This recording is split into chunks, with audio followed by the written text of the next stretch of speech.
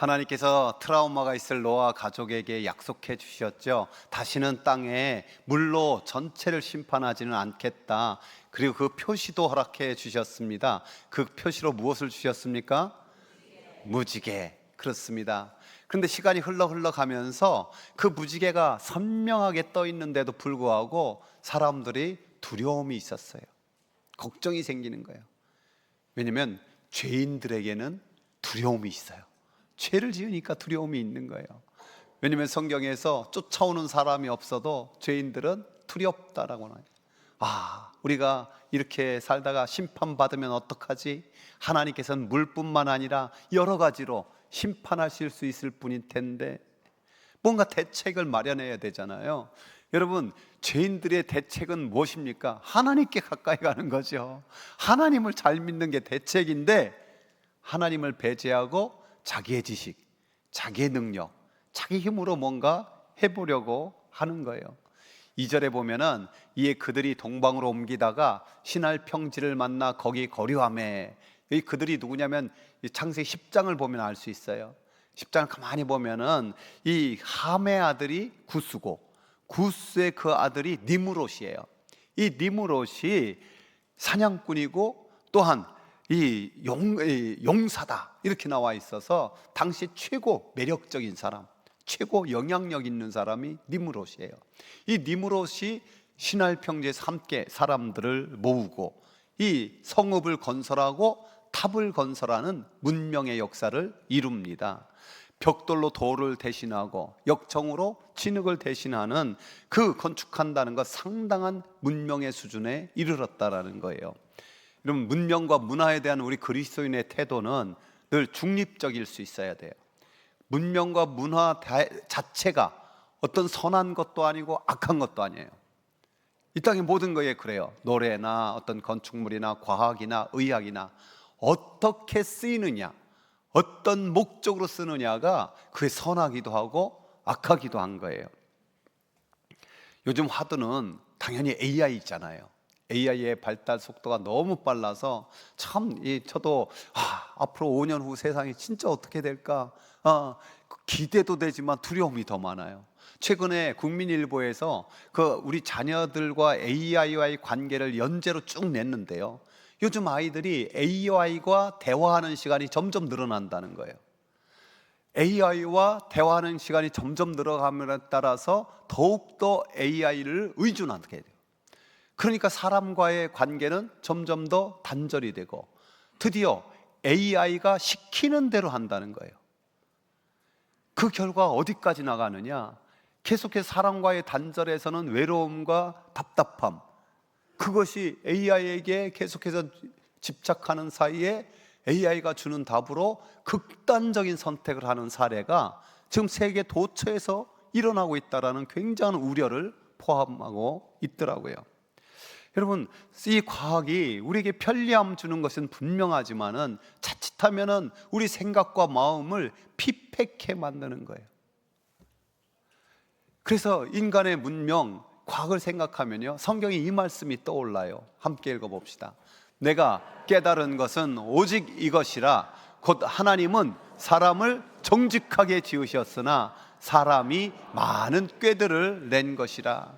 이 문명과 과학이 많은 꾀들, 우리를 편리하게 만들지 모르지만 점점 더 하나님을 멀리하게 만드는, 또 사람과의 관계도 점점 더 파괴하는 이런 역사도 얼마든지 이룬다는 거예요. 이번에 사랑의 동산에 가서 큰 은혜를 받은 사건이 하나 있었습니다. 한 대학생 청년이 올라왔는데요, 이 청년이 부모님도 예수님 다 믿는 분이었는데 부모님 사이가 아주 안 좋아지고 불화가 극심해졌어요. 그러다 보니까 기독교에 대한 반발감이 아주 강하게 작용한 거예요. 그래서 교회를 물론 안 다니고 떠나고 기독교 완전히 그냥 적대적이고, 근데 어디 갔는지를 모르고 놀러 간다고 했다가 벌떡 올라온 거예요. 그러니까 얼마나 황당합니까? 같이 그냥 기독교에 대해서 적대적이지, 찬양할 때 보니까 다른 사람들이 일어나서 기쁨으로 찬양하는데 혼자 그냥 고개 푹 숙이고 앉아있고, 또 말씀 전하는 시간에 가만히 보니까 벌떡 일어나니 문을 그냥 뻥 차고 나가버리고, 그 분위기도 다 엉망이 되고 본인도 괴롭고, 그러더니 가방 찾아가지고 내려와서 야, 집에 가겠다. 나 도저히 여기 있을 수 없다고. 근데 우리 교회 황주상 집사님 막 설득하고 또 다른 분들 설득하고 딱 하루만 더 있어 보라고. 근데 그 다음 날부터 하나님이 만지시기 시작하더라고요. 그래서 이 청년이 변화되는데 찬양 좀 따라 하더니 얼굴이 변하고 환해지고 그래가지고요, 그 둘째 날 오후쯤에 이렇게 간식 먹으면서 기도하는 시간이 있었거든요. 기도할 사람 했더니 아무도 일어나지 않는 거예요. 그러니까 총무 목사님이 그 청년을 지적해서 기도 좀 해라 그랬더니 안 할 줄 알았거든요. 근데 벌떡 일어나서 기도를 얼마나 감격적으로 하는지, 그 동산지기도 울고 설득해도 황 집사님과 다른 사람도 울고, 저도 식사기도 하면서 울컥하면 눈물 나기는 처음이었어요. 근데 그 친구가 나중에 간증을 한 서너 명 이렇게 뭐 간증할 사람 해서 하는데 거기도 벌떡 일어나 간증하더라고요. 그래서 제가 그 간증을 좀 요약해 와봤어요. 예배 찬양과 기도로 점점 가슴이 따뜻해졌지만 뭔지 몰랐습니다.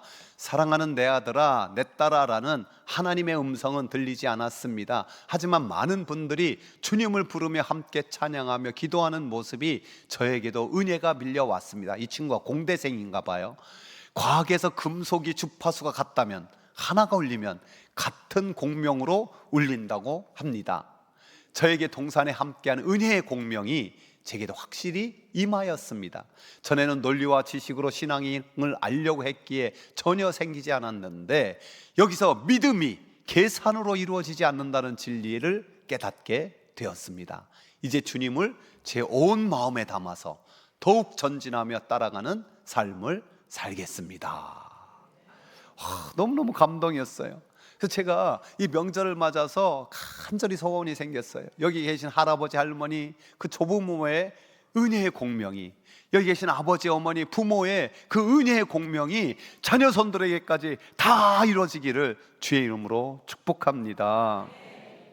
사람들이요 모여서 성읍을 쌓고 대를 쌓는 것은 죄가 아니에요. 근데 동기가, 왜 그것을 쌓느냐, 동기가 매우 중요한 거예요. 세 가지 동기가 있더라고요. 첫 번째는 그 꼭대기를 하늘에 닿게 하겠다라는 거예요. 이것은 인간의 힘으로 구원받겠다라는 태도예요.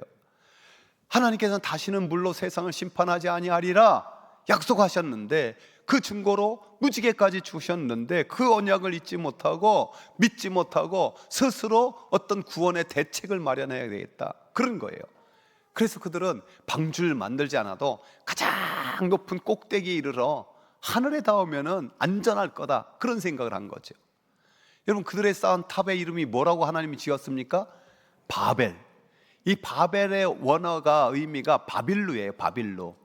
밥이 문이고요, 일루가 신이에요. 그러니까 신의 문, 하늘의 문이 바벨이라는 뜻이에요.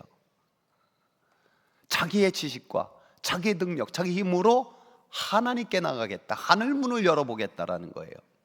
저는 지금도 현존하는 바벨탑이 있다라고 생각해요. 뭐냐면 피라미드예요. 여러분 좀 아시죠? 저게 가장 피라미드 중에 큰 카이로 기자지국에 있는 쿠두 왕의 피라미드인데요. 저게 돌덩어리가 돌이 몇 개가 들어간지 아십니까?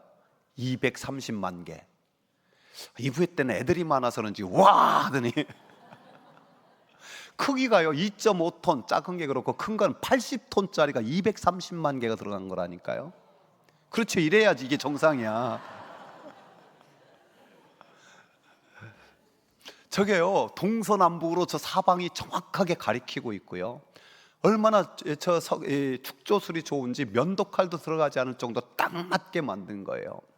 높이가 146m 정도 되는데 19세기 에펠탑이 생기기 전까지 약 3,800년 동안 인간이 쌓아 올린 가장 높은 건축물이 저 피라미드예요.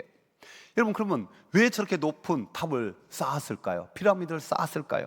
고대 이집트인들이 죽음은 끝이 아니라 새로운 시작을 하고 보았고, 저것이 영혼을 위한 계단, 즉 파라오가 저 계단을 통해서 하늘 문을 열고 영생을 얻는다라고 생각해서 저 위대한 건축물을 만들어요. 불가사의 있잖아요. 지금도 저 돌이 어디서 와서 어떻게 저거를 건축하고 쌓아 올렸을까? 기중기도 없고 아무것도 없는데. 우리가 보기에는 어마어마한 인류의 문화를 남겼지만은, 그러나 분명한 것은 저거는 하늘의 문이 될 수 없고 영생의 문이 될 수 없다는 사실이에요. 우리에게 있는 하늘의 문, 영생의 문, 구원의 문은 누구입니까? 예수 그리스도. 그렇습니다. 우리 주님의 선포를 함께 읽어봅시다. 예수께서 이르시되 내가 곧 길이요 진리요 생명이니 나로 말미암지 않고는 아버지께로 올 자가 없느니라. 우리 예수님만이 구원의 방주이고 예수님만이 하늘의 문인 줄 믿습니다. 제가 얼마 전에 모 집사님과 대화하면서 참 가슴이 울컥하고 기도가 절로 나오더라고요. 우리 가정 예배를 드리는데 노아 방주 본문이었나 봐요.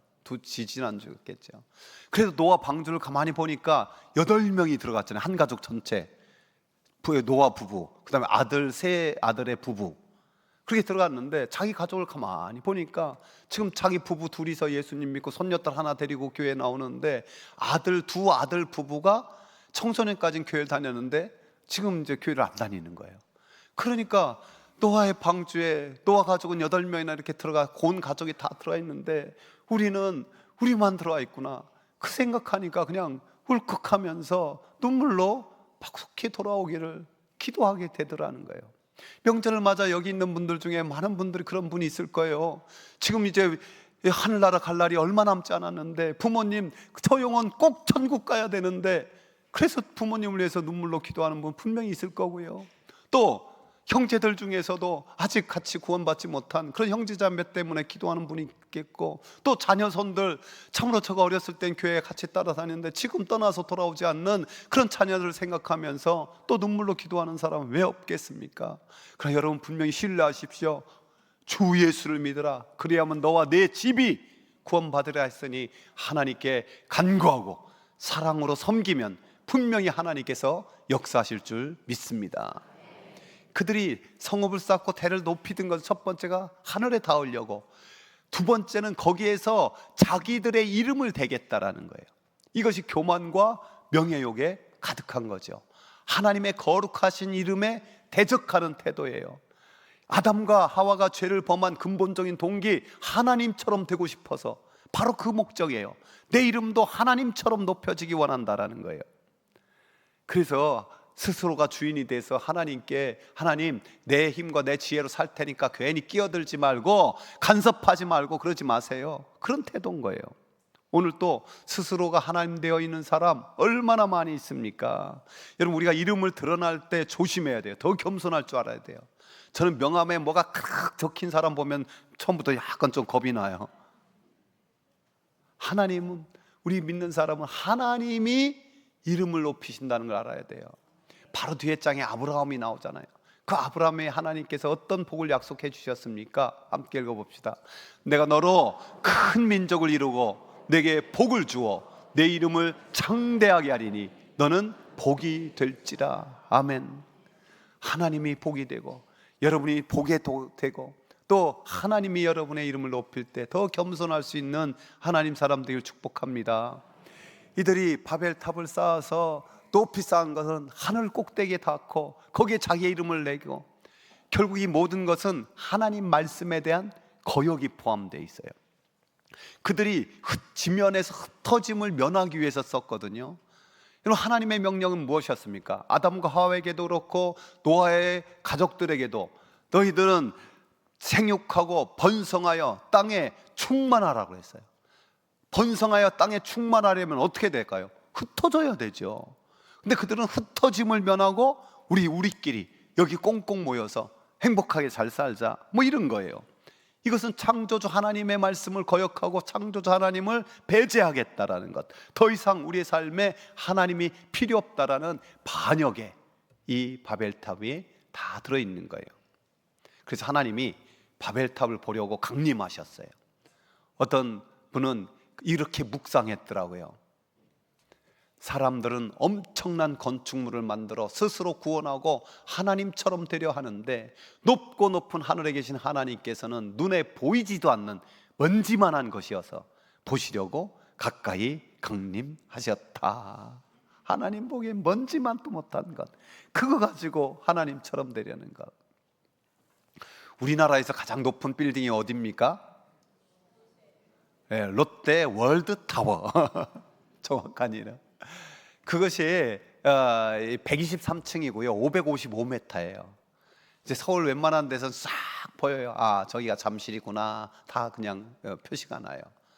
그런데 그게 아주 높은 산 위에서 꼭대기에서 보면은 그거나 한 뭐 20층짜리나 50층짜리나 다 그게 거기에요. 가까이 보면 엄청나지만은, 그러면 하나님 보기에는 어떨까요? 아무리 인간의 위대한 것도 하나님 보시기에는 다 뭔지만도 못한 것 그거잖아요. 근데요, 이 바벨탑 사건에 가만히 묵상해 보면 인간의 집단 문화가 얼마나 무서운가, 얼마나 위험한가 알 수 있어요. 이 집단에 빠지면요 참 사람이 변해요. 개인적으로 만나면은 그렇게 말도 신사적으로 하고 지성 있고 예의 바르고 굉장히 훌륭한 분들이 집단으로만 뭉치면은 어떻게 저런 말할까, 어떻게 저런 행동할까, 어떻게 저럴까, 이런 게 많아요. 대표적인 것이 정치나 정당의 모습들, 이런 거예요. 하나님을 빠진 집단 문화는 하나님을 반역하게 돼 있어요. 그래서 기독교 윤리학자인 리차드 디버는요, 이 세상에서 가장 무서운 것이 집단이다. 집단은 윤리적이 되기 힘들다라고 말하더라고요. 집단으로 하나님을 대적하는 모습, 그걸 보고서 하나님이 강림하셔서 그들의 언어를 혼잡하게 만들고 흩어보냈어요. 흩어지게 했어요. 그러자 바벨탑의 중단이 되고 사람들 흩어집니다. 여러분, 이런 역사를 누가 치유할 수 있을까요? 누가 회복할 수 있을까요? 신약 성경에 가보면 사도행전에서 그 놀라운 하나됨의 역사를 만들어요. 오순절 성령 강림을 통해서 각자가 다른 지역에서, 사방에서 다른 언어를 가진 사람들이 왔는데 이게 웬일입니까? 성령님이 임하니 방언으로 찬양하고 기도하고 그들이 말씀을 전할 때 자기들의 언어로 하나님의 말씀이, 복음이 들리는 역사, 성령님으로 하나 되는 역사를 성경은 기록하고 있습니다.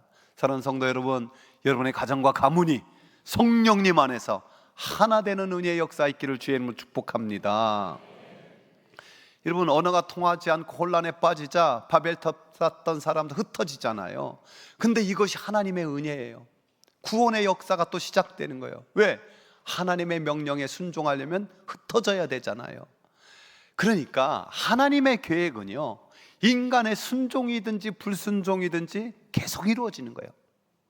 따라서 하나님의 계획은 인간의 순종이든지 불순종이든지 그대로 이루어집니다. 근데 우리가 분명히 알아야 될 것은요, 순종은 선한 도구로 쓰임받는 게 되고 불순종은 악한 도구로 쓰임받는 거예요. 그러니까 악한 도구가 되든 선한 도구가 되든지 간에 하나님은 하나님의 역사를 이루세요.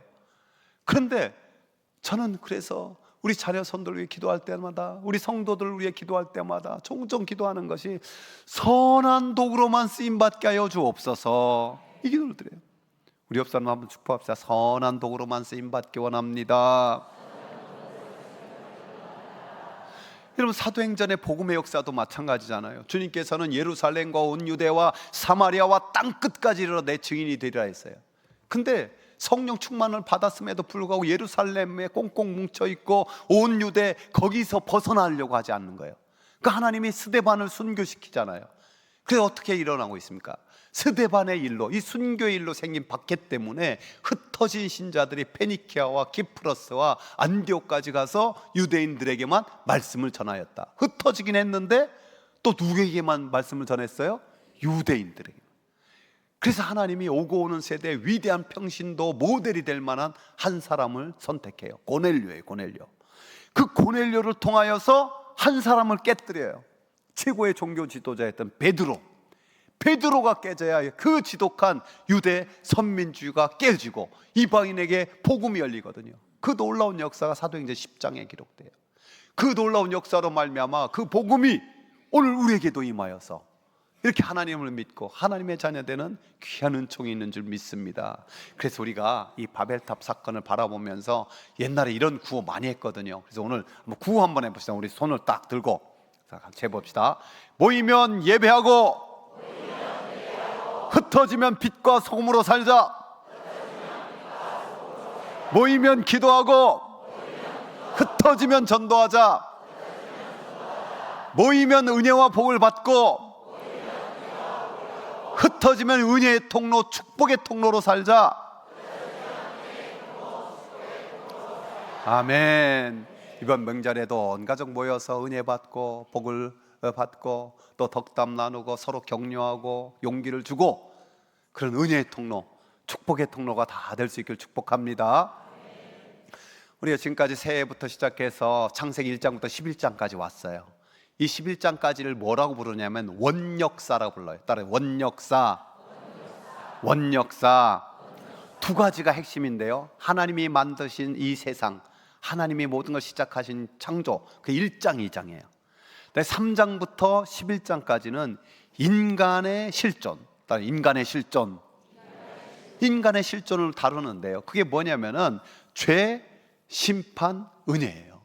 죄, 심판 네 가지가 있어요. 네 가지 사건. 첫 번째, 타락이 있잖아요. 아담과 하와가 불순종과 교만함으로 그 선악과를 따먹고 하나님처럼 되려는 타락. 그 타락의 결과가 어떻게 됐어요? 너는 흑인이 흑으로 돌아가라는 사망 선고, 죽을 수밖에 없는 인간의 존재가 됐어요. 그럼에도 불구하고 하나님의 놀라운 은혜의 은총의 사건이 바로 가죽옷을 입혀주는 그 은혜를 경험하게 돼요. 두 번째 사건이 뭐였습니까? 죄가 점점 자라나니 가인이 그 아벨을 죽이는 사건이 일어났어요. 그래서 하나님께서는 너는 평생 유리하는 자가 되리라 해서 추방당하고 마는 거예요. 하나님, 그 추방당해서 나는 죽으면 어떡합니까? 그 표를 주셔서 죽음을 당하지 않게 하나님이 은혜를 베풀어 주세요. 세 번째, 그럼에도 불구하고 죄악이 얼마나 관영한지 부패와 포악이 가득하게 돼서 하나님이 사람 지으신 것을 한탄하게 됐어요. 그래서 하나님이 물로 온 지면을 다 덮어버리는 심판을 내려요. 그 가운데 하나님의 은혜는 구원의 방주 가운데 임하셔서 구원의 역사가 이루어졌어요. 그리고 네 번째가 바로 오늘 이 바벨탑 사건이에요. 하늘까지 닿으려는, 그래서 자기 이름을 내고 근데 하나님께서 강림하셔서 그들의 언어를 혼잡하게 만들고 흩어지게 하는 심판을 내렸어요. 근데 은혜가 빠져버렸어요. 근데 저기에 A라고 써 있어요. 왜 A라고 써 있느냐? 이 바벨탑 사건에도 은혜가 없는 건 아니에요. 하나님이 한 사람을 불러서 구원의 역사를 시작하는 것이 12장이에요. 그 한 사람이 누굴까요? 아브라함. 그래서 A라고 써놓은 거예요. 아브라함. 즉 하나님이 왜 아브라함을 불러서 구원의 역사를 시작하셨습니까? 라는 대답이 그 1장부터 11장까지의 인류의 실존, 인간의 실존 4번이나, 그 원역사는 한마디로 말하면 실패 역사예요. 그렇지만 가만히 보면은 그 후에도 인간은 계속해서 실패 역사를 써가고 있어요. 우리가 그래서 명심해야 될 것이 무엇입니까? 하나님을 떠나면 타락하고 심판받는다. 하나님을 떠나면 타락하고 심판받는다. 하나님을 대적하면 패망하여 사망에 이른다. 높고 높으신 하나님 대적하지 말고 그 하나님을 하나님으로 인정하고 나의 왕으로 삼고 예배하며 찬양하며, 그래서 바벨탑을 쌓는 것이 아니라 은혜의 탑을 쌓아가면서 참으로 이 땅이 바벨이 아니라 영원한 천국 소망으로 가득한 저와 여러분, 우리 자녀손들, 그런 가문 되기를 주의 이름으로 축복합니다.